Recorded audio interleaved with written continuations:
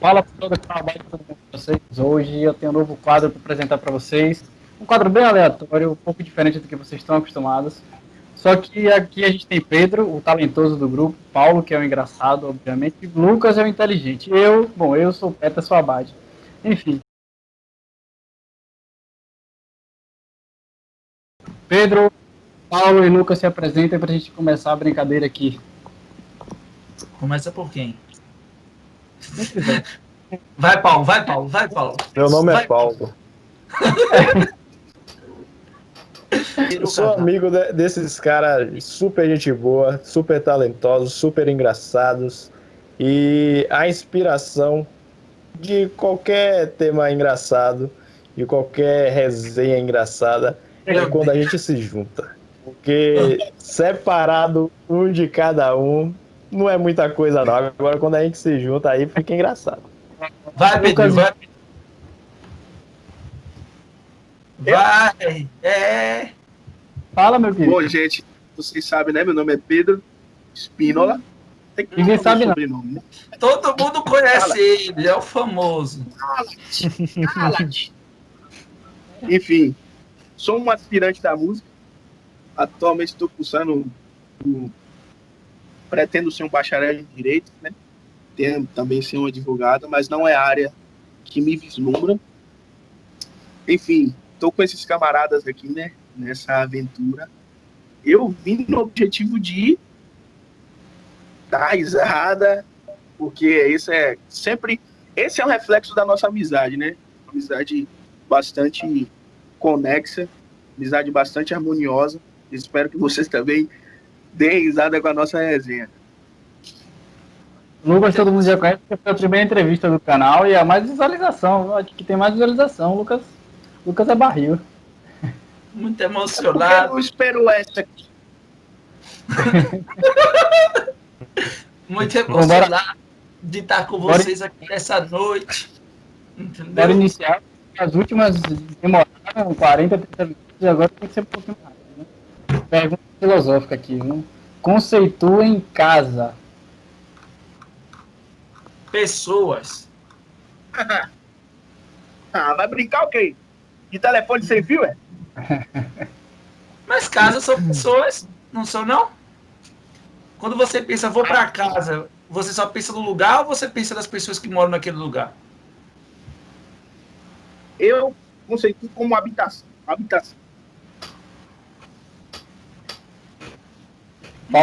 Paulo. Definição de casa, lugar de abrigo, né? Abrigo, conforto, segurança. Paulo.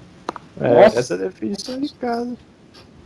Outra vamos lá. Somos a mesma pessoa desde que nascemos? Não. Pedro? Não mesmo. Constante evolução. O que eu tô sendo aqui agora, depois dessa conversa que eu tô tendo com vocês aqui, eu vou ser diferente. Mas assim, o aspecto de ser diferente não quer dizer que antes eu era pior, sabe? Quesito de mudança, ele não tá totalmente atrelado à melhora, sabe? Eu acho que eu tenho total ciência, né? Eu digo assim de coração, total ciência que a mesma pessoa que eu tô sendo agora, eu não vou ser daqui depois dessa live, ou até mesmo, sei lá, depois que talvez eu levantar aqui, bater o joelho em algum lugar, sabe? Cada acontecimento da nossa vida, serve para um estágio. Pode ser caracterizado como um estágio da nossa vida, que traz mudanças para nós, né? Estamos em um constante processo de evolução. Como não?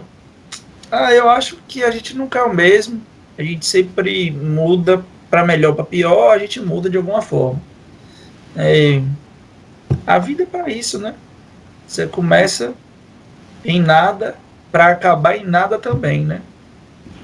Porque no final de tudo, sua existência foi só um processo. Pedro? Isso me traz aquela conversa que a gente falava, né? Que até o Petros mesmo uma vez ele falou que, eu não lembro qual foi a pessoa que disse isso, mas você era relacionado à guerra. Que assim, acho que era a Quarta Guerra Mundial e se acabar em paus e pedras, né? E assim, ou seja, do nada a gente veio a depender de uma circunstância que pode acabar em nada também. Somos a mesma pessoa desde que nascemos. Você nasceu Não. Paulo e tá Paulo até agora? Não, nunca. Sofremos constantes evoluções e modificações, até em questão de caráter mesmo, vai se moldando no decorrer das experiências que a gente vai tendo, entendeu? Então, às vezes, a gente não tem uma consciência tão consistente ao ponto de saber o que a gente está fazendo, mas com o decorrer do tempo, pessoas que têm mais experiência do que a gente, e até mesmo reflexões que a gente possa fazer ao longo da vida, isso acaba moldando a gente, né? Como seres humanos. Então a gente não é a mesma pessoa de que nasce, não. Eu ia traçar para a próxima pergunta, mas eu gostei do tema e vou aprofundar um pouquinho mais, rapidinho. Isso é da hora. Essas questões assim me levam a pensar algumas questões extras, que são justamente essa questão de a gente saber que estamos em constante evolução e saber que os outros também estão. No entanto, a pergunta é, será que a gente age sabendo que os outros também estão aprendendo? Porque a gente vê muito a questão do julgamento hoje em dia. A gente não considera que as pessoas estão aprendendo, né? E que para aprendizado existem os erros também. A gente vê muito as pessoas errarem, a gente acaba agindo como se isso não fosse uma evolução. O que é que vocês acham sobre isso? O que é que vocês têm a falar sobre essa impaciência que nós, como sociedade, e até como amigos, muitas vezes temos um com o outro? Vamos para um ponto importante. Se a gente considera as outras pessoas no processo de aprendizado como a gente, não. Isso faz parte do processo de aprendizado. As pessoas precisam aprender que as outras também estão aprendendo. E a gente não consegue reconhecer isso porque estamos sempre atrelados ao nosso ego, ao que somos, ao que queremos ser, aonde queremos chegar, ao que fazemos. Porque o que importa, no final das contas, sendo no máximo egoísta possível, é a nossa vida. E isso pode ser triste, pode ser o que for, mas a nossa vida ela é tão importante pra gente que às vezes a gente não... A diferença entre ser egoísta e ser apático com a vida tá nesse meio de não conseguir ponderar o seu ego. Ser egoísta de só você pensar em só em você só o centro do mundo e nada mais importa, como também ser apático para a vida você não importa mais, só os outros importam. Então sua existência é cancelada.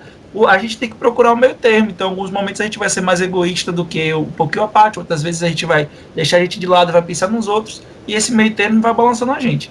Mas a gente é egoísta por decisão humana, de que a gente precisa sobreviver primeiro, a gente precisa pensar na gente primeiro. Imagina se a gente fosse resolver o problema do mundo, trazer a paz mundial, não ia dar certo, não ia viver nunca, entendeu? Porque as pessoas pensam diferente, pensam nos seus desejos. E eu acho que isso é normal. O julgamento vem do egoísmo do homem, assim como o amor vem quando o homem se desassocia de si mesmo e vive para os outros também. E a gente vive nessa montanha russa. Era isso que eu ia falar mesmo, sobre a aceitação. A gente busca muito aceitação hoje em dia, né? Eu também ia falar isso daí também. Fala isso também. É sério, eu ia falar isso daí também. Liberdade existe? Sim. Sim. Sim? Talvez, sim. Eu creio que sim. Agora, porém, a questão da liberdade tem muito a ver interiormente, entendeu? Porque no seu pensamento, você pode pensar o que for, ninguém vai controlar aquilo, entendeu? Só você que tem o controle. E Deus, é claro, entendeu? Só quem vai saber o que você está pensando ali é você e Deus, entendeu? Ninguém tem a capacidade de ir lá e privar o seu pensamento, a não ser que você não evolua a sua capacidade mental e que deixe ser domado por alguém, entendeu? Ou algo, entendeu? Tipo vícios mesmo, acaba domando a pessoa fica sem uma liberdade. Por quê? Porque ela acaba sendo domada, entendeu? Pela aquilo, se deixa levar pelo aquilo. Mas você não acha que, por exemplo, o afeto também não domina as pessoas e convergem para o que elas querem que você faça? Muitas vezes as pessoas com afeto, lhe tratando bem, lhe ensinando algumas coisas que para você... porque veja, por exemplo, Tem certas coisas que a gente aprende, que a gente toma como verdade absoluta, porque vem de pessoas que pra gente é importante. E aquelas pessoas exercem um poder sobre nós, né? Ela não tem um poder físico de lhe controlar, mas tem o poder de lhe controlar pela mente. A mente pode ser controlada de várias formas. Você pode ser controlado pela forma emocional, pela forma racional, certo? Tem pessoas que, por exemplo, são mais difíceis de serem convencidas pelo coração, mas racionalmente podem ficar bobos pela eloquência de alguém, pela inteligência de alguém. Assim como as pessoas podem ficar bobos pelo emocional, pelo trato que uma pessoa tem, que ele trata de forma amorosa, delicada, isso e aquilo, mas aquela pessoa lhe leva para um lado de engano. Você acha que as pessoas não podem me controlar dessa forma? Se você acha que racionalmente você não é controlado, emocionalmente você pode ser controlado. Todo mundo tem uma brecha, basta achar qual é. Eu lembro de uma palestra que eu assisti que o professor falava um pouco sobre liberdade e ele trouxe relações abusivas, né? De um relacionamento abusivo que existia entre um casal lá. E aí ele falava que, assim, a liberdade era como um direito. Direito é esse o quê? Direito de agir. É seu livre-arbítrio. É aquilo que você tem vontade de fazer e faz. Só que existe liberdade, apesar de ela estar concubinada à sua vontade de fazer alguma coisa, existe aquelas atitudes que são lícitas e ilícitas. E a gente precisa ter o bom senso de saber o que é certo ou errado. Porque assim, eu posso dizer, porque a pergunta foi, liberdade existe? Eu posso dizer que eu sou livre em algumas determinadas atitudes. Eu tenho uma liberdade para fazer isso. Porque existe um determinado bom senso. Pedro, vou emendar outra pergunta. Você concorda que se tem limite, não existe liberdade? Não. Como é? Você concorda que se existe limite em algo, você não é livre? É como a gente vai voltar aquilo lá que a gente começou. O que é certo para você pode ser, mas para mim não é. Eu acho que o critério de ter um limite não quer dizer que eu sou livre. Ou não quer dizer que eu não sou livre. Por quê? Por exemplo, eu tenho liberdade, vamos supor, hoje em dia nós temos o toque de recolher aqui em Camaçari. O toque de recolher sei lá, até às 18 horas no fim de semana. Eu tenho liberdade de 5 da manhã às 16 da noite, aí transitar na rua de máscara para fazer aquilo que eu preciso fazer em um determinado lugar fora da minha casa. Eu acho que eu tenho liberdade para fazer isso.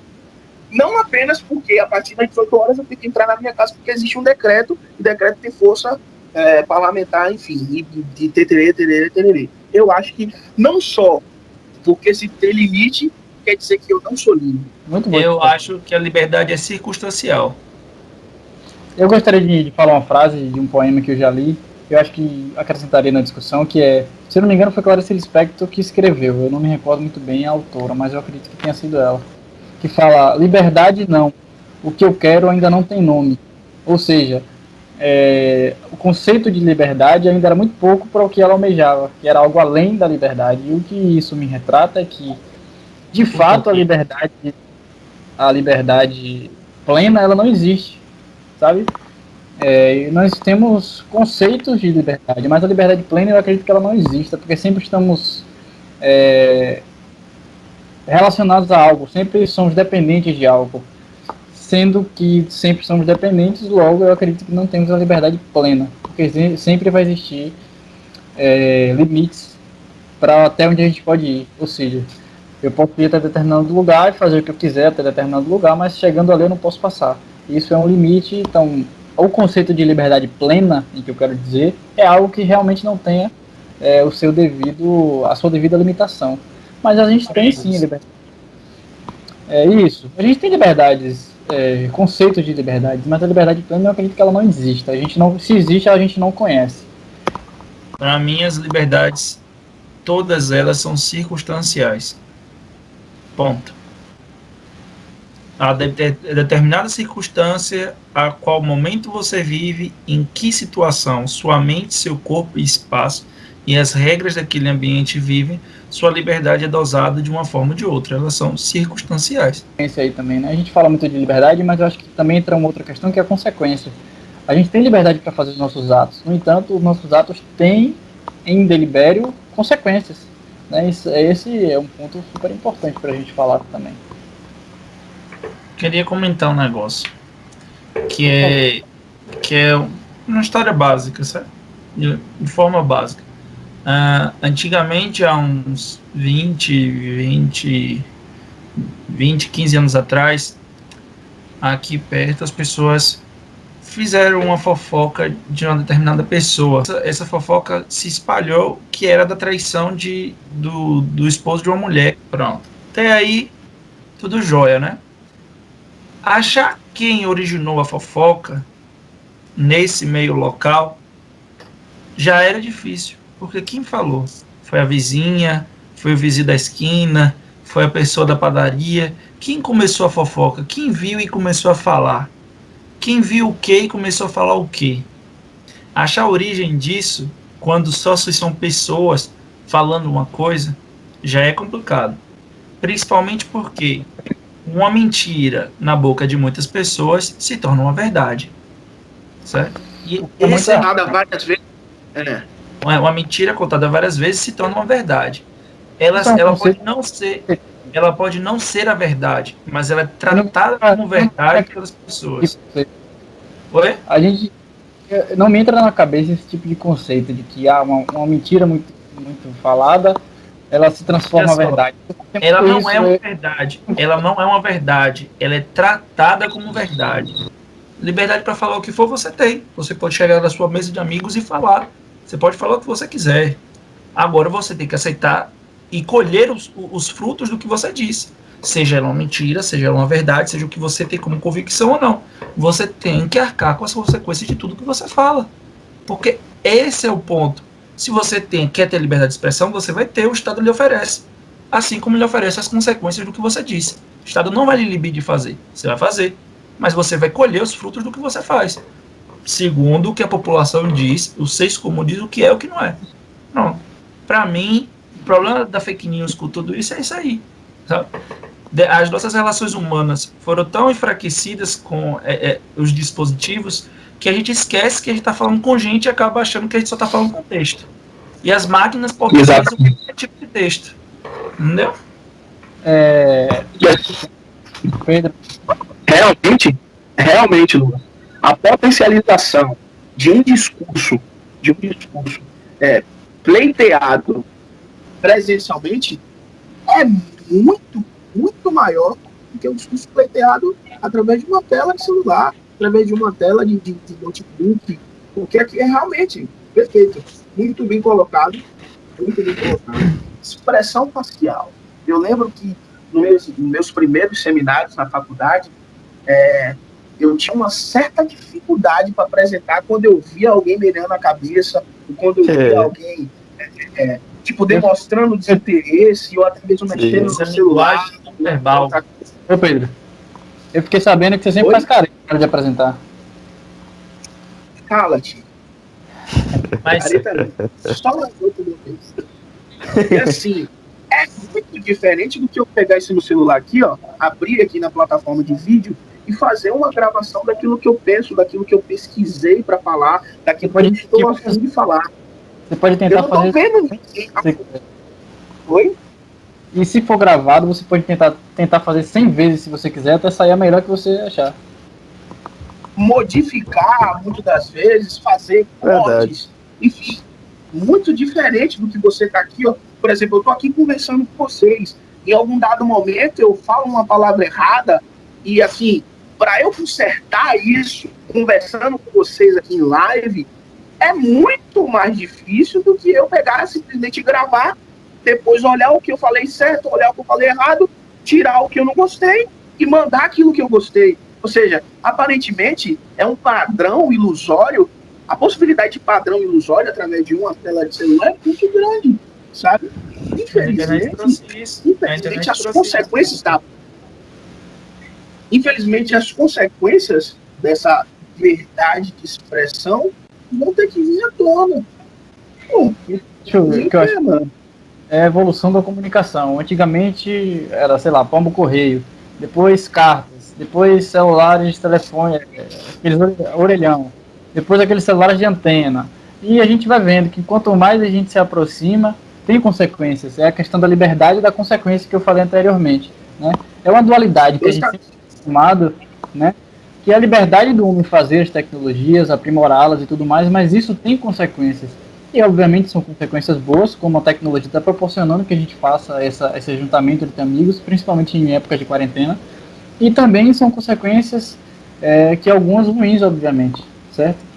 Então, assim, eu acho que tudo tem um lado, perspectiva, e tem outra perspectiva. Então, assim, são várias perspectivas que você pode estar olhando sobre algum fato, né? Eu estava conversando com o Lucas esses dias e a gente não chegou num consenso, mas a gente estava falando sobre verdade absoluta, se verdade absoluta existe ou não. E ele me falou um ponto que a gente estava discutindo, que a verdade ela pode ser interpretativa, mas o fato, não. O fato é fato, certo? A leitura em que você faz do fato se torna verdade ou não, ou verdade para você, verdade para outra pessoa, mas o fato é um só. Eu também estou me sentindo escolhido porque eu sou o único nome que não é bíblico aqui. Pedro, Paulo, Lucas e Peterson. É mesmo. É verdade.